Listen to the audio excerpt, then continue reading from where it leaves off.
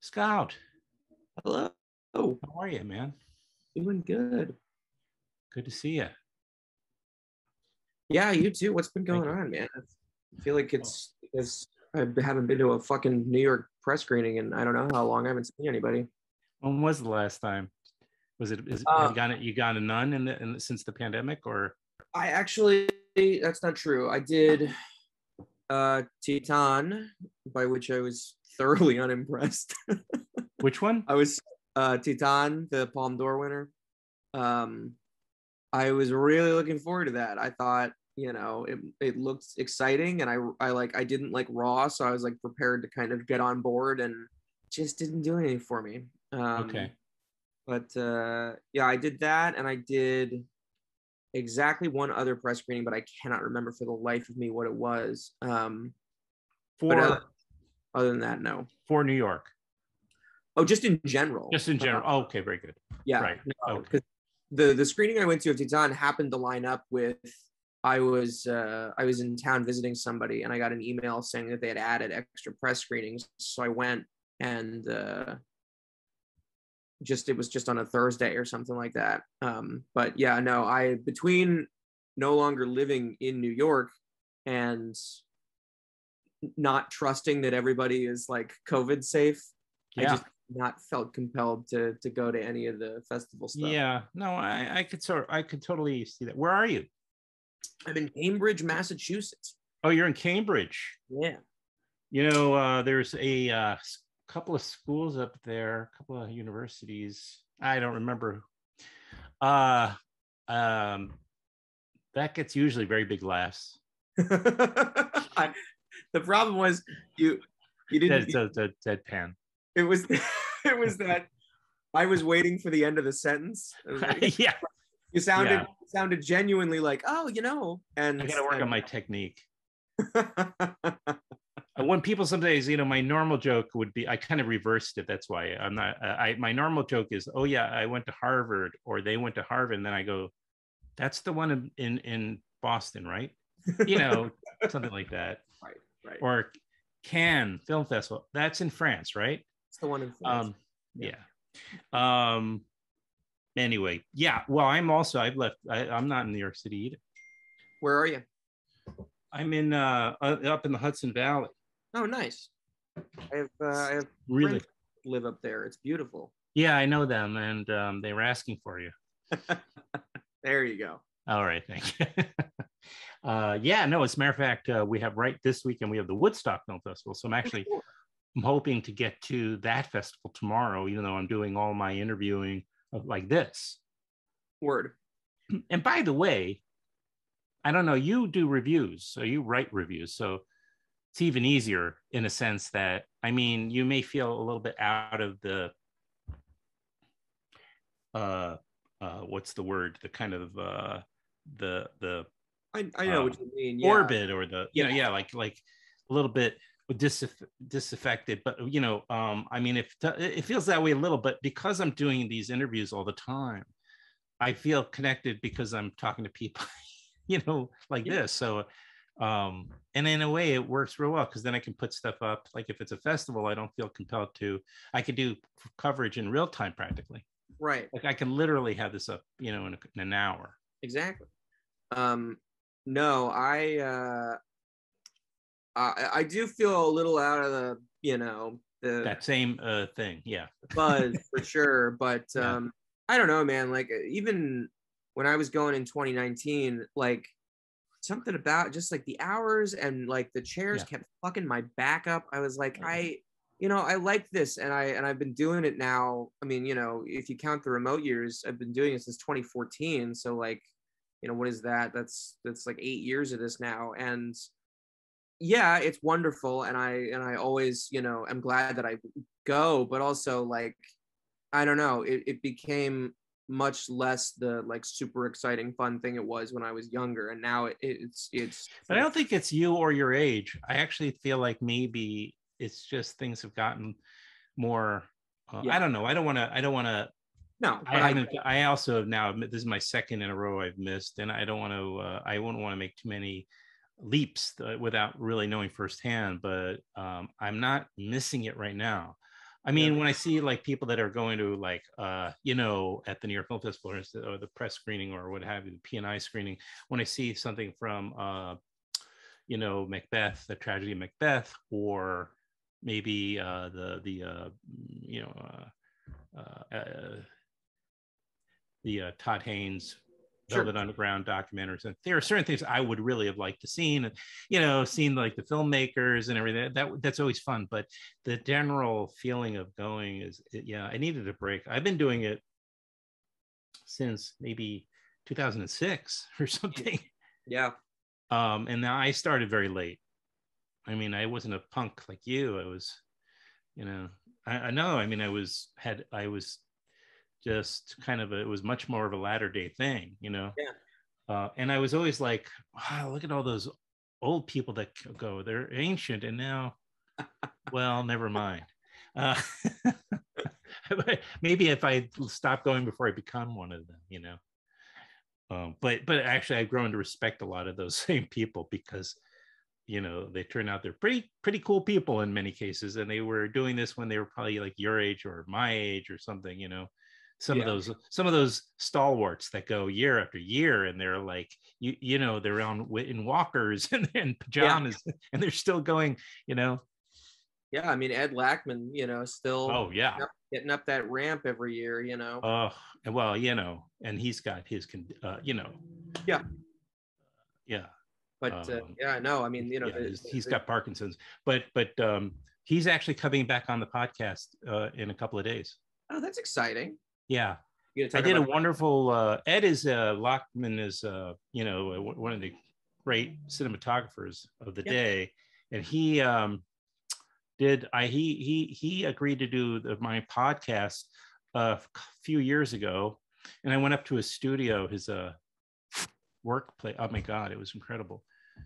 And we did a long interview, you know, and but I was a little, I even felt a little in over my head, because he's just, when he starts getting into the more kind of theoretical aspects of what he does, Sure. you know, then I'm like, okay, I have even more homework I should have done, because he's very, I mean, he lives and breathes it.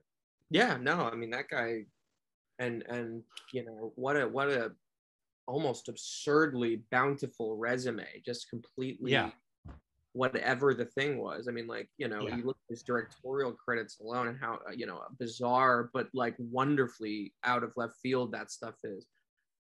Did you get a chance to watch the restoration of Songs for Drella? No. It's really good. It's really good. He shot it and he directed it, and it's fantastic. It's just it's I'm so happy people are finally seeing this. Like I'm a lifelong John Cale fan. That guy is my, Right. you know, top 5 songwriters, top 5 singing voices. Oh, Just, really? Yeah, I like, you know, definitely. I mean, so wait, so you saw, where did you see it? it's playing the festival. They gave me a link for it. Was it part of the event, The or revive the the revivals, the rep stuff. I'm looking, Along, yeah. Thank you for yeah, bringing that up, actually. yeah, Hold on.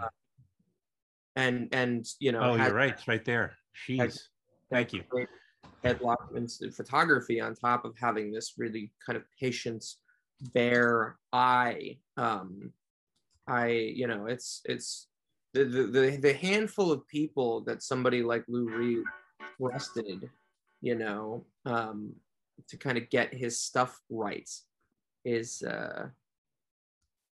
you know, it's a short list, and Ed Lockman was definitely somebody who I think that they understood would be doing right by the material, because the whole point is it's these two guys having this conversation with somebody who is not there to hear them, and indeed sometimes referencing themselves because they're making songs out of Andy Warhol's diaries, and it's very moving. Yeah. I was quite touched by the thing, but that's a record I've been listening to on and off for years now. Wow. Did you see? I'm sorry. Did you see the Velvet Underground? The No, actually, I'm about to start it. They finally put the screener online. Oh, okay. Yeah, because I don't know where, why I got it. I think I probably reached out to whomever the publicist was for it, because I wanted to get Todd on back on, I should say. He's done. I don't keep meaning to plug my podcast, Filmwax Radio, but Todd has been on a couple of times. That's cool. With his last two films, so I thought, oh, it shouldn't be that hard, and like even this one might be even more under the radar because it's. I mean, as popular. I mean, of course, there's going to be but I could be exactly wrong. I mean, maybe this is going to actually there'll be tons of people who want to see this because of it. But anyway, all of a sudden I got an Apple TV screener in the email. I don't know who sent it or why, but I did talk to it. Then I think it was the publicist because then they hooked me up with Ed. There you go. Yeah, I think a bunch of us got I've been on the Apple TV screener site for like 2 years now because I'm a reviewer for a tech website that decided during pandemic that they wanted arts criticism because Apple TV was putting out all this stuff and they're an Apple website. So they reached out and asked if I wanted to be their reviewer. So I've been basically reviewing every single thing that they put out, which is exhausting because. How much are you talking about? What's that? How much are you talking about? I mean, sometimes every hour-long episode of a 10-episode series. So like every episode of the morning show and Foundation. Okay. You're reviewing potentially my ex-wife. Oh yeah? She's in this cast of that show. Oh yeah? Which one? Do you ever hear of Jennifer Aniston? Don't laugh at me, you son of a bitch. You upstart. No, my ex-wife that plays Mia in that show. On the morning show. Yeah. Look it up, Mr. Reviewer. No, I know you got a lot of stuff you're doing. She's like a producer on the morning show. Sure, of course. I mean, she plays a producer on the morning show. She does good work on that show. Yeah. Yeah, she's very good. We share a child, and she's, talk to her every day. That's funny. So anyway, but go ahead. You were saying. But anyway, so yeah, that I got an email this morning asking me to join the screener site because the Velvet Underground was on there. I was like, I'm already on this website, but I appreciate you guys letting me know that. Right. Yeah. I think actually I got an invite to join the too. I just got to do it. Now you just reminded me. I have to dig out that email because I think I was invited. There's I'm sure like myself, you just have to be so organized, Scout, right? I mean, how do you keep on top of everything, Fucking apartment. What's that? I said, you see the rest of my fucking apartment. This is why the camera's trained at the window. Where are you? What's the closest T stop? See, I know all the local. There you go. Yeah, exactly. Central Station. Oh, so you are central. Yeah, I'm right in it, man. If you walk, like I'm kind of. Mass Ave can't be too far. What's that? Mass Ave can't be too far. No, it's like 6 blocks. Wow, there used to be an Indian restaurant over there 40 years ago, 30 years ago.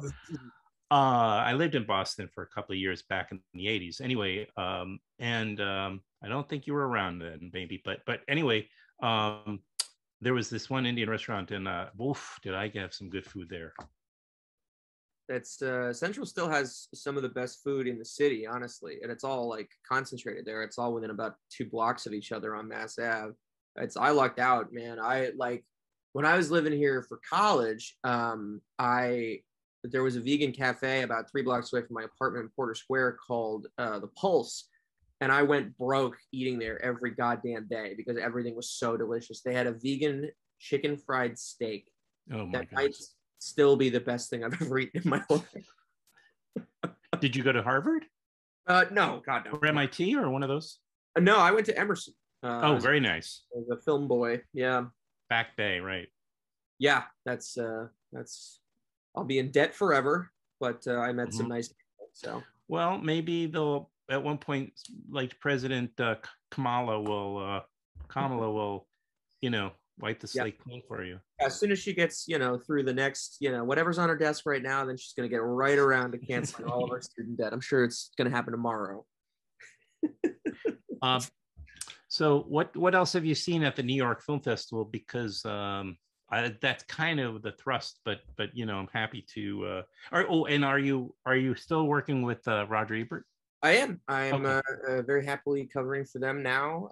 Again, 14, 15, 16, 17, 18, 19, 20, 21 in my 8th year covering for them. That's amazing. And I was extremely fortunate. I got assignments that I, for the most part, loved. Like usually I'll get a handful of movies that aren't that inspiring. And so I'll try to work in some stuff from currents just to kind of make up for my lack of enthusiasm elsewhere. But this year, everything they gave me was varying degrees of excellent. Does Matt like hand out the assignments? No, Matt is more of a sort of at-large figure. Matt is editor at large, which means that he's not doling out the assignments. That would be Brian Tlerico, who has been keeping the ship on course for a lot of years now. That guy works harder than anybody I know. So yeah, Brian handed out the assignments to me, Godfrey Cheshire, and Odie Henderson, great Odie Henderson, and so this year I got to write about Pana Panahi's Hit the Road. That's interesting. So Godfrey didn't get that one? Shockingly, no. I don't know why I got that over him. But Godfrey and I talked about it a little. We had lunch not long ago, and you know, it's I'm excited for him to see it and write about it. He's going to get it when it properly opens next year. Right, of course. Which will afford him the opportunity to go long, which I think ultimately is better for both of us. That I was able to do, you know, 2.5 paragraphs. He can do the whole piece and really. I see. Right. You're doing. There's people who might be why I curious about why I asked why he didn't Godfrey, because he's sort of got the cornered the market on Iranian films. So yeah, Godfrey is probably the foremost American-born expert on Iranian cinema. He's got a volume of interviews with Abbas Kiarostami, right. And of course has followed the continuing fortunes of Jafar Panahi, who was the father of Pana Panahi, who directed Hit the Road this year. But in general, he just has dedicated himself to understanding the sort of currents that go through the national cinema in Iran. And again, you know, there are obviously Iranian critics that you can and should read, but Godfrey, as an American, has done quite an excellent job of growing to understand their cinema and the culture through it. And you know, there are a few people I trust to really deliver the goods on that stuff and like get you into the mindset. But I remember, you know, when every New York Film Festival, he's always at the Iranian stuff. You know, he doesn't hit everything, but he always does. You know, so I saw him at Three Faces in 18 or 19 or whenever that was, which was the latest Jafar Panahi film. And then I believe there was a short last year that Panahi, which was sort of a micro remake of Three Faces. But as Jafar Panahi has had to grow creative, formally speaking, to make sure that he can actually be allowed to continue to make his art because he's been under house arrest for so long and sort of under the eye of the Iranian government, who did not like the content of his movies, as they tend not to for a lot of their most interesting films. His son has made something that is incredibly personal and really feels, I mean, instantly timeless. I was so moved by this film. One of those movies where it feels like every performance and line is sort of being improvised, and yet in the rear view, it's so meticulously constructed and specifically, you know, sort of built that there's almost no way that could be true. Every performance is wonderful. Every sequence has something in it that takes you by surprise. There's all this beautiful use of pop music I was not expecting. And just, man, what a work of art that was. I was so taken with that film. So I was really happy to get to kind of go on and on about that. That might be the highlight of the festival, to be perfectly honest. It's incredibly good. It's like it's called Hit the Road. Hit the Road. Yeah. Thank you. Definitely make time for that. It's funny. I saw Benedetta at the Karlovy Vary Film Festival. I was very fortunate enough to be flown out there for that because I would never in a million years have been able to afford that on my own. But Ebert asked a couple of people, and I guess I answered the email faster than everybody else. So they sent me. Sometimes, yeah, that's the rub right there. Yeah. Yeah. So I saw Benedetta at a like charged 11 o'clock screening. Everybody was exhausted, but everybody was riveted. There was a guy next to me who kept trying to take cell phone pictures of all the sex scenes, which was insane. Dear. It's like, come I on, man. promise that wasn't me this time. Yeah, right. Yeah, I wasn't there. they wouldn't let you into the Czech Republic. But that was fantastic. Benedetta is a wonderful, wonderful piece of work. Exactly the kind of blasphemous, over the top thing you expect from Paul Verhoeven. And I loved my life for all 2.5 hours of that movie. Just Lambert Wilson doing great work, and the young actresses playing the horned up nuns. Just like, that's what, to me, European cinema at, after 10 o'clock should be. Like, there's such a beautiful tradition of insane, nunsploitation and stuff, just the sinful nuns of St. Valentine and whatever else. Like, I had a wonderful time. And Verhoeven, as he ages, I think becomes a man of interesting focus, where he's intently clued into like the oddness of social graces and mannerisms and things like that, where the broadness of a story, he still got it in check, it doesn't, but it's like, compared to something like Total Recall or RoboCop, for instance, or even Flesh and Blood, which is the obvious precedent because they both have the plague as the backdrop. There was a tighter grip, I think, on those things back then, because he had this intensity about, where things go and where people move in the frame and all that. This is a little more relaxed, and yet it still feels like you're in the hand of a trickster god who knows exactly what's going on at all times and can sort all that stuff out. But there's this voluptuousness about what he does now that I think was not necessarily always the case. So there was a sort of a clinical intensity back in the day that has been replaced with this kind of late cinema wildness that I think suits him quite well. I also got to review Unclenching the Fist by Kira Kovalenko. I believe is her name. I'm going to do this now so I don't embarrass myself. Kira Kovalenko. I don't let my guests be embarrassed. I do what I got to do. Yeah, she was born in Nalchik, and Unclenching the Fist is the title is itself an homage to Fists in the Pocket, which is the incredible, still formidable debut of Marco Bellocchio, who's also at the festival with Marks Can Wait, which is wonderful. And it is similarly beguiled by the strangeness of family bonds in places sort of tucked out of sight of polite society. In Fists in the Pocket, it's this sort of family of former bourgeois who are trying to sort of continue to live this phantom wealthy lifestyle that they were once accustomed to in this sort of cavernous manner, and they just kind of grow strange and decayed and bizarre and dependent on one another. They got the one striver brother who seems to understand that their lives are not normal, and then you've got the one deranged brother who thinks that the only way to ascend to the upper echelon of society is to kill the members of his family that sort of make him embarrassed. This kind of vestigial thing where he views love as this kind of cloying, unnecessary force. But in Unclenching the Fist, which also interestingly takes a lot of cues from Iranian cinema, there's a lot of Kiarostami in there. It's a family living in a pocket in the shadow of the Caucasus Mountains, and they speak this Iranian dialect that is part Russian, part Iranian, called Ossetian, which is not frequently shown in films. So everything about the movie is about culture that has been completely sealed off and sent to go, live somewhere where the rest of the world can't see you and doesn't have to deal with you. And a lot of Ossetian culture is sort of formed in the wake of tragedy. Indeed, the lead character has scars from this actual historical event where there was a terrorist action to recognize the separation of Ukraine from Russia. So it's got all of this historical underpinning to sell the strangeness of the curdled family unit at the center of it. And there's a lot of this really desperate physical closeness between the members of the family, where they can't trust that if there's like no object permanence for these people, that they need to constantly be touching their family members or they're going to vanish. And thus the love and approval that they demand from them will go with them. It's a brutally honest movie about how awful it can feel to need someone and something, especially if that need is not reciprocated in exactly the way that you want it to be. And I was just riveted, like within about 10 minutes, I kind of got on the film's wavelength and was sort of shocked at the very strange but undeniable truths that this film was after.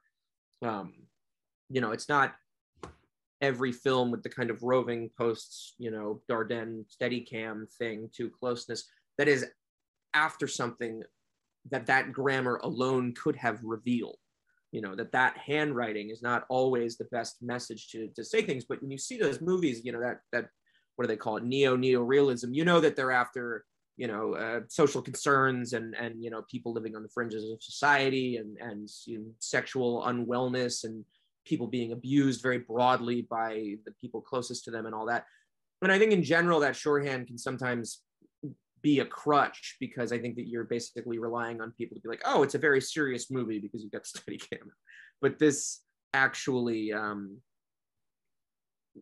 earns those decisions and makes something new out of them, despite all of the reference points. Indeed, the final shot is a sort of a mixture of the endings of Taste of Cherry by Kiarostami from '97, won the Palme d'Or, and then the end of Close Up with the two men on the back of a motorbike. I you know, there's an acknowledgement, I think, in a lot of the films this year that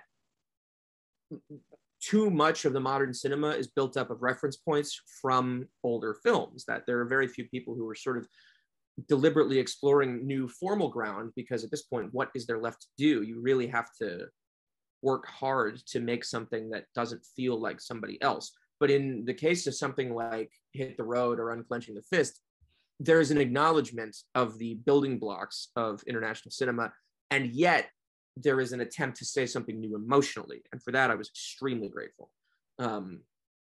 Just fascinating stuff. I really was taken with both of them. And as for the Bellocchio, Marks Can Wait is a kind of a building on Bellocchio's sort of most common thematic hobby horse, which is the sort of festering of the family unit from within. And you can see that in Vincere, where you know, Mussolini's one-time mistress wants her son acknowledged so that she can feel like her family is complete, or Fist in the Pocket, of course, the destruction of the nuclear family. But then this refers specifically to an incident that he's covered in a 1982 film, which is quite good, where Lou Castle, who is the young star of Fist in the Pocket, plays a man whose identical twin commits suicide. And that was unbeknownst to me, something that actually happened to Bellocchio. His twin brother Camillo committed suicide in 1968, just as Bellocchio's career was taking off, and he was embracing, you know, the sort of political current that was taking over Italy at the time. You can see a lot of, you know, the sort of conversation that Bellocchio is having with himself about the true impact of revolutionary politics someplace like modern Italy, in a short that he made for an omnibus feature called Love and Anger in 1969, I want to say. Godard also did a clip for that. I believe Pasolini might have as well. He and Bellocchio were close. But there's this great sequence of a classroom discussion where it's like younger people, 20-somethings and teenagers, sort of having this mock trial sort of thing where they're discussing the political current of Italy. But there's a sense of it being this kind of play acting thing, this kind of, you know, childish burlesque of a political debate. And I think that that speaks very much to Bellocchio's shaken faith in the idea of direct political action, which is all attributed to the idea, attributed to the tragedy of the suicide of his brother. Because when his brother came to him at his sort of lowest, psychologically speaking, where depression and anxiety and the feeling of uselessness had really taken over him, and he was months from taking his own life, you know, Bellocchio tried to frame this as a societal thing. And at the time he meant well. I think he was trying to say to him, you know, I understand that you feel depressed, but this is not, you know, something that you did. This is not a problem that you have. It's something created by society. And starts going on about all this political theory that gave him this notion. His brother says to him, Marx can wait. I'm really hurting here.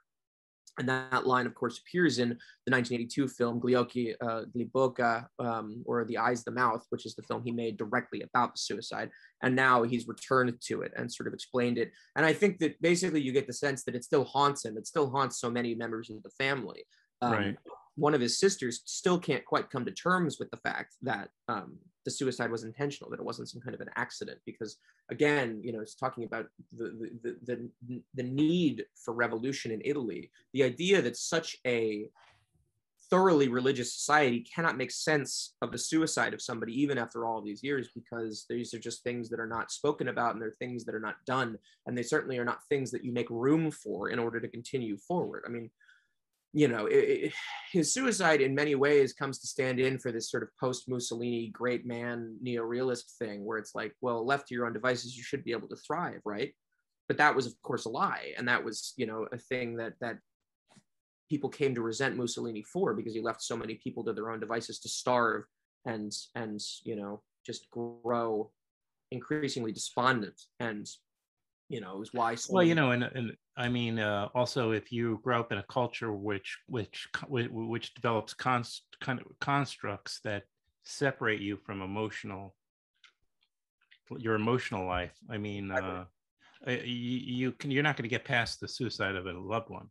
No, not at all. And you will never you'll never have closure, and you'll never be able to forgive yourself, or maybe forgive them, because it's the ultimate rejection.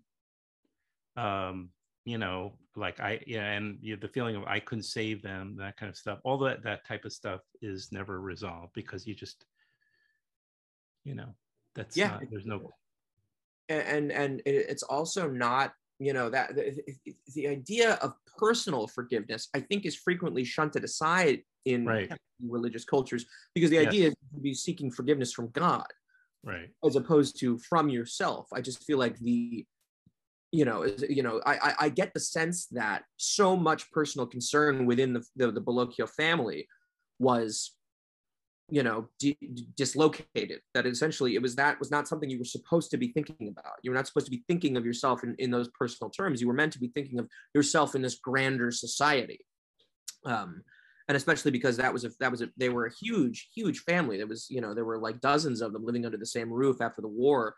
And I just feel like the thought of the greater good is what undid them, and what undid, you know, Camillo to a certain degree, and what still sort of nags at Bellocchio, whose best films are about society as a reflection of this tortured and unstable family unit. Wow, great! I think a lot of people are going to flock to see some of these films that you're. I hope so. Talking about. And then a quick shout out to the restorations of Assault on Precinct 13. Obviously the restoration of Songs for Drella, which is fantastic. But then there's a new Ted Fent film, Outside Noise, which was quite good. You should see that, and Girl and the Spider as like an A-side, B-side. One of them's a little more demonstrative, the other one's a little more closed off, but they're both about women in, I think even in Germany, just sort of navigating social anxiety and things like that. They're both quite well observed, and diametrically opposed from sort of formal concerns. Mamoru Ozoda's Belle, the anime, was quite beautiful. I really enjoyed that. And I just want to make sure that I'm not forgetting anything that I'm going to... Petit Maman, I think, is playing the festival. Am I wrong about that? The new Celine Sciamma, that's wonderful. Radu Jude's Bad Luck Banging, fantastic. And I also really liked Jane Campion's Power of the Dog. But those are films I feel like probably need less intervention on their behalf. They're bigger. They're going to be getting wide distribution. Yeah. Exactly. Yeah. Great. Again, you write for RogerEbert.com, and what was the tech magazine? What was the tech website? Cultofmac.com. Cult of Mac. So my review of the Velvet Underground doc and Tragedy of Macbeth will be up when those movies get their proper online releases in the next couple of weeks. You can find me at patreon.com/honorzombie. Every week, a new video essay and 2 new written pieces and some kind of archival piece every week.